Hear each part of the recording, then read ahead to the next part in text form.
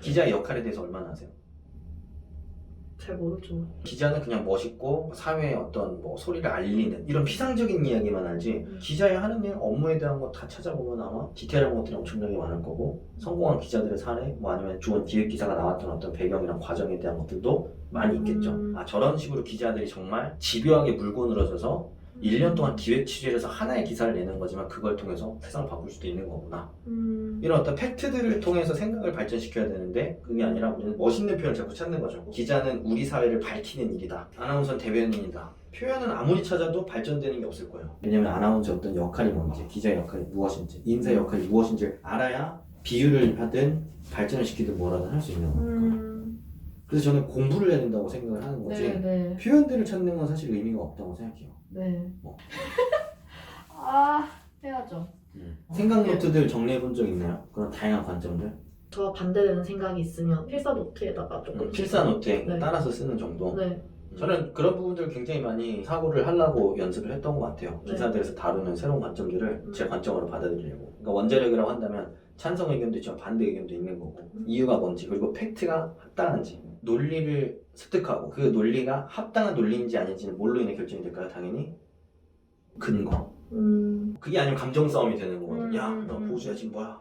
야, 아니야 그거 아니야. 서로 감정 싸움 하는 이유가 팩트가 없어서 그래요. 그렇죠. 없어서. 제가 7대 이슈로 맨날 이제 제시했던 거 보면은 연금 문제 그리고 뭐 원자력 뭐 이게 에너지 전환에 대한 부분 뭐 이런 것들 다 제시했던 것들 지금 다 사회적 이슈가 되고 있죠. 뭐 인구 문제 고령화 명확하게 학습하고 이해하고 마구 얘기할 수 있을 정도까지의 균형 잡힌 사고와 논리와 팩트를 머릿속에 넣어야 토론을 할 수 있게 되는 거지. 글 실력이라는 게 멋있는 표현을 한다고 해서 되는 게 아니라는 거죠. 네. 팩폭을 해서 죄송한데 시간이 가는 거에 만족하고 있는 것 같아요. 중국어 따두면 좋겠지. 나중에 인사 쓸 수도 있으니까 ERP 따놓으면 좋겠지. 그러면서 이제 아나운서 준비, 기자 준비 같이 하니까 제가 봤을 때는 너무 다 응집력이 없는 것 같아요. 근데 이 중에서 뭐 하나를 확실하게 내려놓고 하나에 몰두했던 적이 있나요? 아나운서 지금까지 한 1년 넘게 준비하셨는데 사실 이제 하면서 같이 다른 거를 하는 거죠. 왜 하나에 집중을 하는 게 훨씬 더 나을 것 같은데 왜 그게 불확실하니까. 불확실하니까? 네, 제가 된다는 보장도 없고 확실한 게 있을까요? 확실한 것도 없죠 사실. 그러니까 네. 그러면은 결국엔 불확실성이랑 싸워야 되는데 하나의 불확실성이랑 빨리 싸우고 던지는 게 나은 선택이 아닐까라는 생각도 들긴 드네요. 우선 눈에 보이는 대로 우선 했던 게 가장 큰 문제가 아닐까 싶긴 하네요. 네. 그리고 그런 식으로 이제 시간이 계속 가게 되면은 시간은 갖고 뭔가 열심히 살았는데 나는 왜 뭔가 했다는 느낌이 안 들지. 내가 뭘 강화시켜야 돼 글쓰기가 바뀔 수 있을까? 뼈대잡기. 뚜렷한 생각 그리고 그 생각을 납득시킬 수 있는 근거의 논리를 어떤 식으로 전개해 나갈 것인가 그 뼈대잡기 연습. 변할 거면 언제부터? 지금 당장 오늘부터. 갖다 버려야 돼요. 아니 기준을 하던 거 잘못해서 생각하면 갖다 버려야 되는데 항상 또 갑자기 생각해요. 근데 갑자기 또 아니 맞지 그래서 네. 본인이 잘못되는 게 아니라 갑자기 내일 일어나서 또 아침에 그냥 기사를 열심히 싫어. 저는 앉아서 항상 그 시간을 가져야 된다고 생각해요. 난 무엇이 잘못됐는가, 뭘 해야 되는가, 왜 해야 되는가에 대한 생각이 저는 뭐 적어도 일주일에 한 번, 내지는 한 달에 최소 2번, 3번은 해야 된다고 생각해요. 그게 아니면 자꾸 우리는 습관적으로 시간만 채우게 돼요. 그러면 그동안 해왔던 걸 괜히 부정하게 되면서 맞아요. 또 이제 막 스트레스를 받는 거죠. 진짜 솔직하게 다 얘기하시네요. 원수님이 어쨌든 그동안 얘기해왔던 것들이나 블로그에서 하는 것들 저 진짜 공감되고 저도 그러고 싶지가 않은데 그러니까 어느 순간 자꾸 그렇게 하고 있는 제가 싫은 거예요. 막상 어떻게 해야 하지? 4시 반부터 작가의 일이니까 하루 네. 종일 진짜 열심히 사는데 목적성이 없네요. 저 목적성. 무엇을 위해 하는가? 목적성이 없어요. 기자가 됐든 예를 들면 네. 뭐 그러니까 인사라는 어떤 일반 직무가 됐든 네. 둘 다 뭘 해야 되냐면 이제 글쓰기가 이제 실력 향상이 되게 중요하겠죠. 자소서.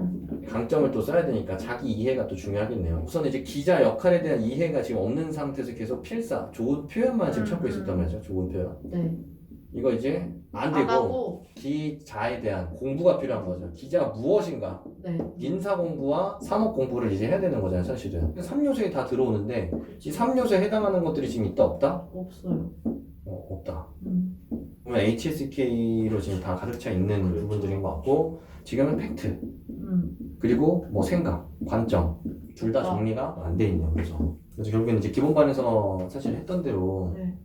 자기 이해 우선 해야 되고 그리고 직무 공부를 우선 해야겠죠. 왜냐면 이제 산업 같은 경우에는 바뀔 수가 있으니까. 네, 산업은 제가 음. 방송 말고는 그 외에 딱히 생각한 게 없어. 1순위는 이거였어야 되는데 그쵸. 1순위가 없네요. 1순위가 없었고 그 다음에 이제 저는 신문기사 분석 필요하다고 생각해요. 신문기사는 되게 중요한 게 아까 이제 자영업자 우리나라 500만 자영업자의 이제 부채 비율이 높아지고 있다고 얘기를 했죠. 네. 그래서 뭐 1000억에 다다란다고 얘기했어요. 그럼 어떤 문제가 생길 수 있을까? 핵심 논지를 지금 파악하지 못하고 있다는 거. 핵심 논지와 그 논지에 해당하는 주제에 해당하는 같이 뭐 봐야 된다? 근거. 이 두 개가 같이 묶이면서 신문기사를 읽었어야 되는데 지금 이거 안 읽었네요. 500만 자영업자 1000조에 달하는 가계부채가 흔들릴 가능성이 높아. 왜냐면 경기 침체가 지금 가속화되고 있고 그럼 그들의 어떤 부채 상환 가능성이 이제 낮아지니까 그렇게 되면 은행의 건전성도 떨어지고 자영업자가 폐업하게 되면 그로 인해서 경기 침체 더욱 가속화되고 일자리 줄어들고 그런 이런 악순환이 생길 수 있기 때문에 우리가 이제 경제적으로 어떤 방식으로 이제 문제 해결해야 될지 한 부분이 이슈가 되는 건데 뭐 물론 그 부분에 대한 이슈는 방안은 정부 차원에서 이제 노력해야 될 부분이 되겠죠. 네네. 금융기관 차원에서 본다면 어떤 이슈가 있을까요? 금융기관은 돈 빌려줬으니까 자영업자분들의 부채 상환 가능성이 채무 상환 가능성이 낮아지게 되면 그만큼 은행의 부실화 될 수 있으니까 이 부분이 굉장히 중요한 이슈가 되는 거 아닌가? 그런 부분들이 이제 연결해서 봤었어야 되는데 연결이 좀 이제 부족했죠. 관점, 논지 이해하고 그걸 바탕으로 우리 사회에서 이런 이슈들을 어떻게 받아들여야 되는지는 생각들을 계속 펼쳤어야 되는데 이게 안 된 거. 두 개는 지금 이제 아예 사실 없었던 거. 인생기술서 썼어요, 안 썼어요? 작년 이후. 안 썼죠. 안 썼네요. 인생기술서 안 썼고. 채용의 방식에는 뭐가 있다? 채용의 종류에는 성과평가는 어떻게 이루어진다? 그걸 모르죠. 그럼 기본적인 건 모르는 상태에서 네. 직무 사례만. 개념 모르는 상태에서 지금 사례만 네. 이산 인사이트 한번 보고 있는데 이것도 잘못됐다. 이 인사이트를 알려면 이 직무의 개념 알아야 되는 거죠.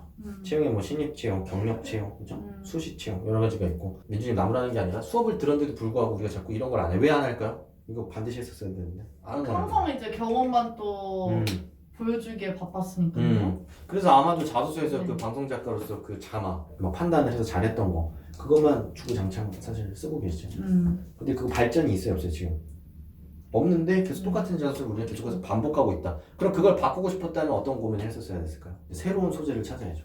벗어나려면. 새로운 소재를 찾기 위한 고민을 했다 안 했다? 오늘 HSK 조금 더 가야 되는데 오늘 강의 가야 되는데 운동 가야 되는데 녹음해야 되는데 하다 보면 하루가 저물고 오늘도 하루 열심히 살았다. 하지만 이쪽에서는 변화가 없었다가 되는 거죠. 확신이 서지 않을 거예요. 안 해봤던 방식이기도 하고 또 이제 그 느낌을 잘 받지 못하다 보니까 하면서도 또 다시 눈에 보이는 나 오늘 문제집 얼마 풀었다라는 식으로 자꾸 흘러갈 텐데 계속 저쪽에 의미가 있다는 걸 이해하면서 그걸 느낄 때까지 자극을 느낄 때까지 책을 미친 듯이 보고 미친 생각을 해야 되는 거죠. 그리고 그걸 해내는 친구들이 스펙을 뛰어넘는 계속 된 거죠. 취업을 해내는 거고 블로그에 이제 후기를 이제 딱 올려야 되잖아. 이제 딱 올려야죠. 근데 진짜 내려놓을 필요는 있는 것 같아요. 맞습니다. 내려놓는 게 정말 쉽지 않아요. 하지만 내려놔야죠. 받아들여야 되고 맞아요. 눈에 보이진 않지만 저런 것들이 하루하루 쌓이도록 해야 된다. 감사합니다. 생각이 되게 많아지신 표정이에요. 근데 뭐 재밌을 것 같아요. 네. 저 약간 지금 마음으로는 HSK 공부보다는 저거 더 하고 싶거든요.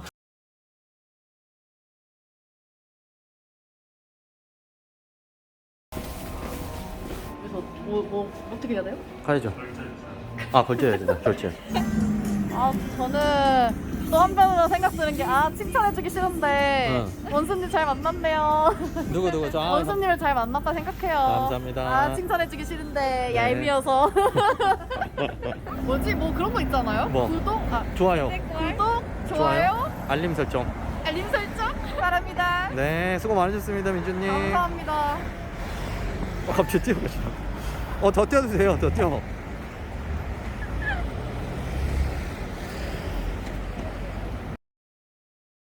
저희 이지백 하나랑 테라 하나 갖다 주시겠어요? 야 이걸 정량대로 합니다. 정량대로. 내 거다 내 거. 좀 많은 건 내 거.